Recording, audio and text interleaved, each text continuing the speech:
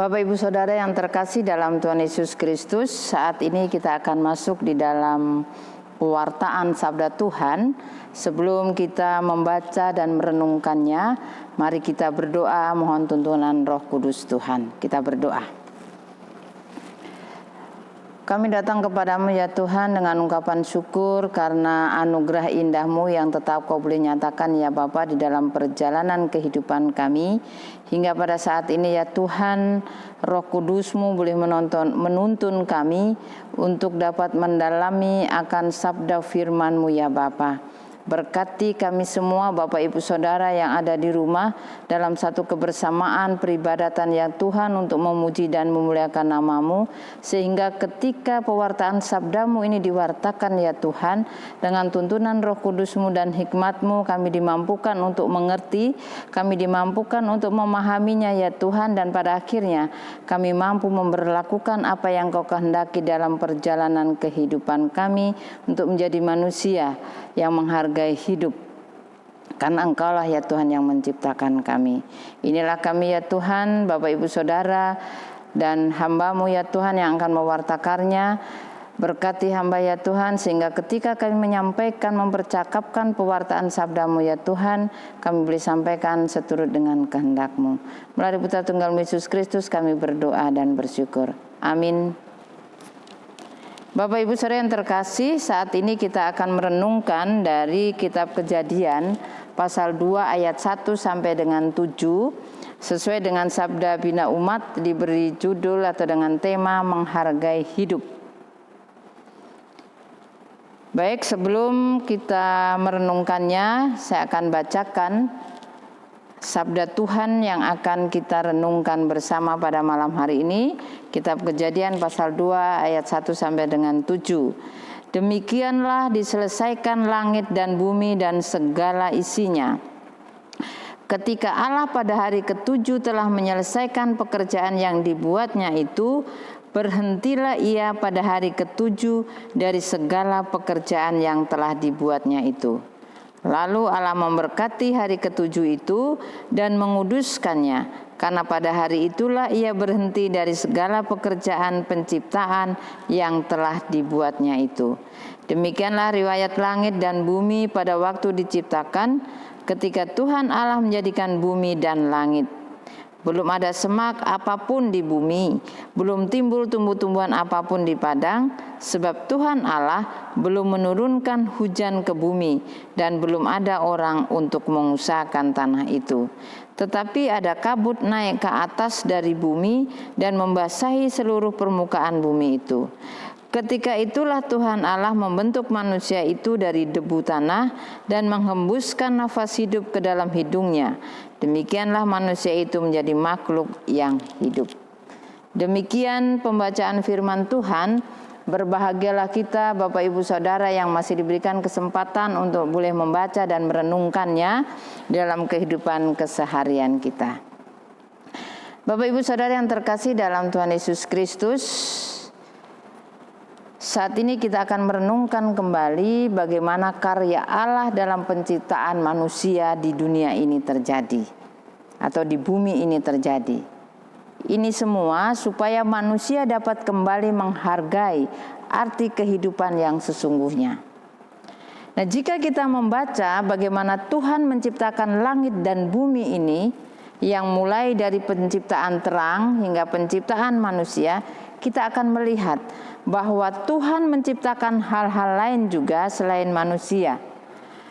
Itu semua dilakukan hanya dengan firman-Nya. Sekali lagi saya sampaikan bahwa penciptaan yang terjadi itu dilakukan hanya dengan firman-Nya.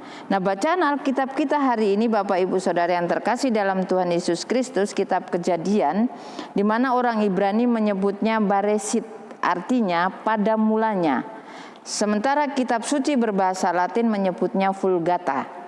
Nah, kitab suci berbahasa Yunani menyebutnya Septuaginta atau LXX, menulisnya Genesis, artinya penciptaan, ya, kejadian. Nah, Lembaga Alkitab Indonesia mengikuti bahasa Yunani, ya, kitab suci yang berbahasa Yunani Septuaginta atau LXX, yaitu kejadian. kejadian bagaimana sesuatu itu dijadikan oleh Sang Pencipta, di mana kejadian yang berbicara secara singkat tentang riwayat langit dan bumi pada waktu diciptakan oleh Allah. Ya, ayatnya yang keempat. Demikianlah riwayat langit dan bumi pada waktu diciptakan ketika Tuhan Allah menjadikan bumi dan langit. Nah, manusia diciptakan pada kondisi di mana memang belum ada hujan. Ya, baru kabut saja yang naik ke atas dari bumi yang ada pada saat itu, dan belum ada orang untuk mengusahakan tanahnya. Jadi masih kosong pada waktu itu. Belum ada manusia yang untuk mengurus alam semesta yang Tuhan sudah ciptakan. Nah, itulah mengapa Bapak Ibu Saudara, salah satu perintah Tuhan kepada manusia adalah untuk menguasai bumi. Ya, Kejadian 1 ayat 28 di sana mengatakan Allah memberkati mereka. Lalu Allah berfirman kepada mereka, beranak cuculah dan bertambah banyak, penuhilah bumi dan taklukkanlah itu, berkuasalah atas ikan-ikan di laut dan burung-burung di udara dan atas segala binatang yang merayap di bumi. Jadi atau dengan kata lain, manusia dapat mengusahakan bumi agar mengeluarkan hasilnya. Nah, di sini mau dikatakan bahwa manusia ditugaskan oleh Allah untuk berkarya, ya, untuk menghasilkan sesuatu yang baik yang berkenan kepada Allah. Nah, kejadian ini merupakan sebuah kerangka dan tonggak dari bangunan kepercayaan atau iman Israel untuk memahami secara komprehensif, ya, untuk memahami secara lengkap dan menyeluruh arti keselamatan yang dikerjakan oleh Allah di alam semesta ini. Ternyata Bapak Ibu Saudara, tanpa kisah penciptaan, maka semua pemberitaan tidak bermakna. Bahkan boleh dikatakan kosong atau nihil, tidak ada. Nah, oleh sebab itu menjadi sangat penting ketika kita menyaksikan kebesaran dan keajaiban Allah dalam kuasa penciptaannya bagi keselamatan semesta. Nah, kisah penciptaan ini membuat berita tentang keselamatan itu lebih konkret. Ya, keselamatan itu lebih fokus dan lebih relevan karena tidak asing lagi dan menjadi jelas bagi manusia. Dengan demikian Alkitab bisa dipercaya kebenarannya dan dapat sangat berguna menjawab seluruh pertanyaan tentang kehidupan terkait hidup manusia itu sendiri di masa kini dan di masa mendatang. Dalam kerangka berita keselamatan semesta milik Allah ini, ya, yang kita boleh baca di dalam kitab Mazmur pasal 24, menempatkan kitab Kejadian ke dalam berita nubuatan keselamatan manusia di dalam Kristus yang diberitakan di dalam Perjanjian Baru. Nah, misalnya tentang pembaharuan manusia sebagai gambar Allah yang rusak, kini dibaharui atau diperbaiki dalam persekutuan dengan Kristus untuk menjadi manusia baru. Ya, dalam kitab Roma pasal 8 ayat 29. Nah, di sana mau mengatakan bahwa Allah pencipta yang berkarya dengan firman-Nya itu telah turun dan masuk ke dalam dunia melalui pribadi Yesus. Karena hanya Tuhan Yesus yang mampu, Bapak Ibu, memulihkan citra Allah di dalam diri manusia yang percaya kepada Tuhan Allah ketika manusia jatuh ke dalam dosa. Nah, sesungguhnya di dalam pandangan Tuhan, manusia itu sudah mati. Tuhan tahu bahwa manusia yang telah jatuh ke dalam dosa itu hanyalah debu semata. Oleh karena itu, satu-satunya cara untuk mengembalikan manusia kepada kondisi sebelum jatuh dalam dosa hanyalah dengan cara menebus manusia dengan kematian Tuhan Yesus yang datang dari surga. Karena yang berasal dari surga bukan berasal dari debu. Ya, dalam 1 Korintus pasal 15 ayat 48. Nah, oleh sebab itu kita pun harus sadar bahwa tanpa Tuhan hidup kita sesungguhnya adalah butiran debu semata. Nah, ini bukan meniru judul sebuah lagu pop yang cukup populer Bapak Ibu Saudara, tetapi memang kenyataannya adalah demikian. Sayangnya banyak orang yang tidak pernah menyadari atau tidak mau mengakui bahwa Tuhanlah yang menciptakan mereka. Bapak Ibu Saudara yang terkasih, banyak orang tidak mau mengerti tentang apa dan siapa dirinya sesungguhnya. Nah, hal ini disebabkan banyak faktor, antara lain kehidupan duniawi lebih penting daripada rohani. Nah, menurut pikiran manusia bahwa segala masalah di dunia dapat dijawab atau diselesaikan hanya dengan kiat-kiat manusia berdasarkan kemampuan, keahlian, dan yakin bahwa dengan cara itu saja ia akan berhasil. Nah, di sini manusia menjadi makhluk logika yang selalu melihat serta meyakini sesuatu secara rasional dan objektif sebagai cara pandang saintis, membenarkan suatu hal jika dapat dibuktikan secara rasional. Nah, dengan porsi yang banyak diberikan kepada logika oleh manusia, maka hal-hal rohani menjadi tidak penting atau boleh dibilang dinomorduakan. Bahkan lebih parahnya lagi, tidak mempunyai arti apa-apa bagi manusia itu sendiri. Nah, sementara kita percaya bukan karena melihat, tetapi karena firman. Nah, Bapak Ibu Saudara, dalam perspektif iman Kristen, manusia yang terasing atau jauh dari Allah penciptanya, ia telah kehilangan citra Allah dalam dirinya sebagai tubuh jasmani dan rohani. Nah, kedua sifat manusia ini, jasmani dan rohani, tidak dapat dipisahkan satu sama lain. Karena apa, Bapak Ibu Saudara? Karena manusia dijadikan oleh Allah tidak saja dari debu tanah, tetapi juga dari nafas yang dihembuskan ke dalam hidungnya, sehingga manusia menjadi makhluk hidup. Jika manusia tidak memahami dirinya seperti ini, ia tidak ubahnya patung yang tidak berguna. Karena kebergunaan manusia hanya ditemukan dalam relasi dengan Allah penciptanya. Dan apabila bertentangan dengan hal ini, apapun alasannya, manusia tetap tidak akan bisa menghargai hidupnya. Hidup manusia hanya ditemukan dalam hidup bersama Tuhan dan sesamanya. Oleh sebab itu, menghargai hidup berarti juga menghargai sesamanya dalam perspektif ketaatan akan Tuhan Allah pencipta langit dan bumi. Menghadapi hidup, Bapak Ibu Saudara yang terkasih dalam Tuhan Yesus Kristus, berarti menempatkan setiap manusia mengalami dan menghargai kisah hidup bersama.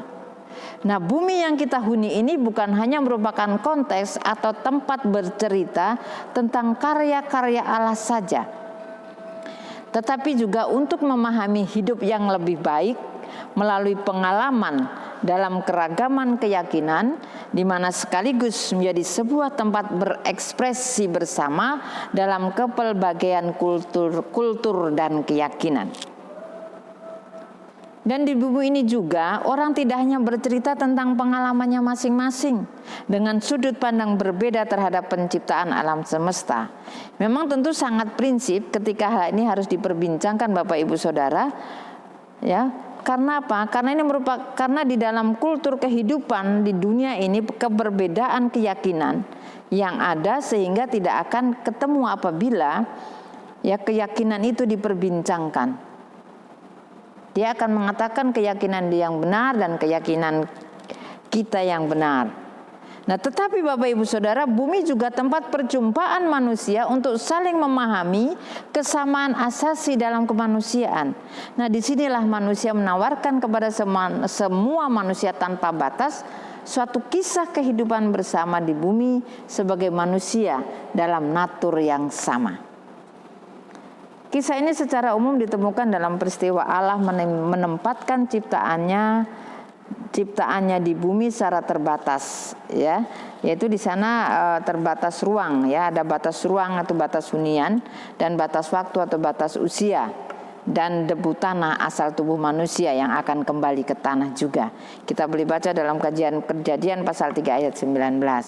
Nah, di ayatnya yang ketujuh yang merupakan inti dari perenungan kita malam hari ini, yaitu di sana mengatakan Tuhan Allah membentuk manusia itu dari debu tanah dan menghembuskan nafas hidup ke dalam hidungnya.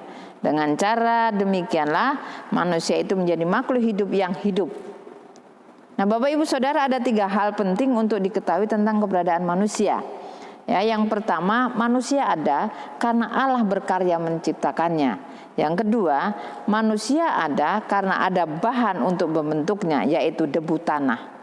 Debu tanah, partikel tanah yang sangat halus yang saling bertebaran di udara. Nah, itu yang sering kita hirup dalam kehidupan kita keseharian apabila kita berada di luar. Nah, disinilah Bapak Ibu Saudara rahasia keajaiban karya Allah yang tak terselami akal kita manusia. Ya, yang nyata dalam hidup manusia terhubung dengan Allah Bapa penciptanya di sorga. Yang ketiga, manusia ada karena ada kehidupan dalam dirinya. Jadi ketika Allah menciptakan manusia, Allah memberikan nafas. Ya, dalam bahasa Ibrani disebut nefesi. Allah memberikan nafas kepada manusia yang debu tanah itu, sehingga manusia menjadi makhluk hidup. Dalam kondisi seperti ini, manusia dapat secara mandiri beraktivitas. Manusia dapat secara mandiri sekaligus menjadi makhluk hidup yang produktif. Sebab nefesi atau nafas itu juga yang membuat manusia menjadi cerdas. Jadi ketika manusia masih debu tanah, dia tidak dianggap apa-apa. Dia tidak berharga. Dia akan berharga ketika Tuhan menghembuskan nafas ke dalam debu tanah tadi. Nah, dengan nefesi, manusia yang hina dan rendah karena dari tanah, ya, atau bumi tempat kita berpijak, itu menjadi berarti dan mulia. Nah, di sini pula Bapak Ibu Saudara, kita menyaksikan bahwa Allah tidak saja memberi hidup, tetapi sekaligus memposisikan manusia menjadi lebih terhormat dan bernilai dari segala ciptaannya di bumi ini. Dengan demikian, manusia bukan lagi debu tanah yang tidak berguna, tetapi telah menjadi makhluk mulia, ya, makhluk jasmani dan rohani. Jika Allah menciptakan manusia sedemikian luar biasa, maka pastilah Ia tidak hanya mau membedakan manusia dengan makhluk lainnya tanpa alasan. Justru Allah mau memakai manusia untuk mewujudkan maksud-maksud Allah dalam rencananya bagi alam ciptaannya. Nah, disinilah Bapak Ibu yang terkasih, manusia tidak hanya dijadikannya sebagai yang utama dari semua makhluk, tetapi mau memakainya menjadi alat yang membantu Allah menata dan mengelola alam semesta ciptaannya. Nah, itulah kenapa kita harus menjaga lingkungan, kita juga harus menjaga tubuh kita dari untuk menjaga tubuh kita untuk bisa dikelola dengan baik. Seperti itu, jangan sampai hal-hal yang tidak berkenan dalam tubuh kita harus kita makan dan minum. Ya, kita harus menjaga perasaan sesama kita supaya kita bisa hidup dalam satu kebersamaan. Apalagi saat ini dalam masa pandemi COVID-19 ini, bagaimana kita saling menopang satu dengan yang lain, saling menghargai satu dengan yang lain. Kita boleh mematuhi apa himbauan-himbauan itu semua demi untuk kepentingan dalam satu kebersamaan, dalam satu hidup di bumi yang Tuhan ciptakan ini. Nah, Bapak Ibu Saudara yang dikasihi Tuhan Yesus Kristus, banyak orang membangun tubuh dan hidupnya dengan hanya mengandalkan kekuatan ekonomi, kekuatan kepandaian mereka, kecantikan teknologi. Boleh dibilang dengan kesombongannya, dia memegahkan diri. Dia lupa siapa dirinya, tanpa mempedulikan Tuhan Allah pemberi hidup yang membuat dirinya mulia dan bermakna. Sikap hidup seperti ini menjadikan manusia angkuh dan seringkali mengabaikan hidup, membelakangi Tuhan, dan juga menipu dirinya sendiri yang lemah dan rapuh itu. Perlu diingat dan kita pahami bersama Bapak Ibu Saudara bahwa hanya oleh kuasa dan pengasihan Allah sajalah manusia bisa hidup. Bukan dari mengandalkan kekuatan dirinya. Apakah itu dalam jabatan, apakah itu kedudukan, apakah itu popularitas dan kekayaan yang dimilikinya. Nah, untuk itu manusia harus sadar bahwa dirinya bukan hanya makhluk jasmani, tubuh dan daging saja, tetapi juga makhluk rohani, religius dan beragama, karena dia telah mendapatkan nafas kehidupan dari Tuhan. Oleh karenanya, dari kedua aspek yang ada dalam diri manusia inilah manusia diharapkan dapat mengarahkan dirinya bukan saja pada kesuksesan berkarya, tetapi juga kesuksesan dalam mempersiapkan diri untuk bertemu dengan Sang Khalik atau Penciptanya. Melalui perenungan diri, sehingga kita mampu menjadi manusia yang dapat membangun etika kehidupan yang berguna bagi sesama dan ciptaan lain. Nah, kedua aspek manusia yang saling berhubungan pada dirinya, yaitu jasmani dan rohani, inilah yang membuat manusia jadi bernilai. Nah, nilai ini akan terlihat ketika kita dapat menghargai hidup kita sebagai anugerah Allah dengan cara saling menghargai sesama dalam hidup bersama, memuliakan nama Tuhan. Untuk itu mari Bapak Ibu Saudara, kita hidup dalam iman yang benar, sebab tubuh ini milik Tuhan. Hidup di bumi ini hanya sementara dan semua kita akan berakhir hidupnya. Dan jika telah tiba masa akhir waktu manusia hidup di dunia ini, matanya akan terpejam, seolah tidak mau lagi melihat segalanya. Disitulah manusia baru sadar dan mengerti ternyata segala yang pernah dimilikinya tidak berarti apa-apa, yang pada akhirnya dia pergi, meninggalkan semua yang pernah ada bersamanya, semua yang pernah dimilikinya. Karena itu, ingatlah Bapak Ibu Saudara dan saya, tubuh itu jasmani dan rohani. Jangan main-main dengan kenyataan ini, sebab kalau yang jasmani ini berakhir, manusia kembali kepada penciptanya. Sayangnya, Bapak Ibu Saudara, banyak orang yang tidak pernah menyadari atau tidak mau mengakui bahwa Tuhanlah yang menciptakan mereka. Ya. Kita boleh tanyakan kepada orang-orang yang ateis atau yang tidak mengenal Tuhan, apa yang akan terjadi ketika mereka mati? Mereka pasti akan menjawab, ya sudah, kalau sudah mati ya mati saja. Karena mereka tidak mengenal Tuhan. Nah, orang-orang seperti ini tidak punya pengharapan. Mereka berpikir bahwa hidup ini ya hanya hidup selama di dunia ini. Padahal Bapak Ibu yang terkasih, ada kekekalan yang menanti setelah kita mati. Dan satu-satunya cara untuk menerima kehidupan kekal adalah dengan menerima Tuhan Yesus Kristus sebagai juru selamat pribadi kita. Sudahkah kita memiliki pengharapan kekal di dalam Tuhan Yesus Kristus? Jika belum, terimalah agar kita pun beroleh keselamatan. Karena tanpa Tuhan, kita hanyalah butiran debu semata.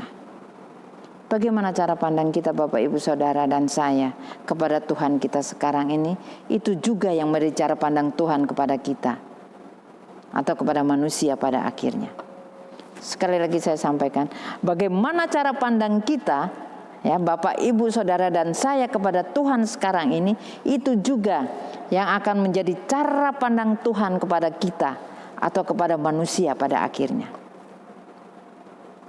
Di sana Allah tidak bertanya status dan kebesaran manusia di bumi, tetapi Tuhan akan menanyakan apa yang telah manusia buat untuk Tuhan dan sesamanya.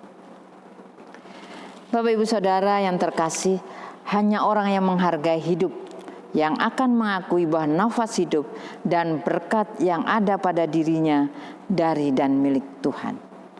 Orang-orang yang menghargai hidup jugalah yang menyadari bahwa ia hidup hanya dari kemurahan dan pengasihan Tuhan. Albert Einstein mengatakan, berupayalah tidak hanya menjadi manusia sukses, tetapi juga menjadi manusia yang bernilai. Hidup ini adalah kesempatan. Mari Bapak Ibu Saudara dan saya, kita pergunakan waktu dan kesempatan yang ada ini untuk menjadi berkat bagi sesama di bumi dan menyenangkan hati Tuhan Allah Bapa di sorga. Kiranya materi ini menuntun kita, saya Bapak Ibu dan Saudara, memahami dengan benar panggilan dan pengutusan kita di tengah masyarakat dan pelayanan dalam mewujudkan damai sejahtera Tuhan lewat hidup kebersamaan. Tuhan Yesus memberkati kita. Amin. Bapak Ibu Saudara yang diberkati Tuhan, marilah kita kembali dalam aktivitas kehidupan keseharian kita dan lakukanlah firman Tuhan yang boleh kita dengar dan renungkan bersama. Arahkanlah hati dan pikiran kita pada Tuhan serta terimalah berkat-Nya. Kasih karunia Tuhan Yesus Kristus dan kasih Allah dan persekutuan dengan Roh Kudus senantiasa menyertai dan memberkati Bapak Ibu Saudara di rumah dari saat ini sampai selama-lamanya.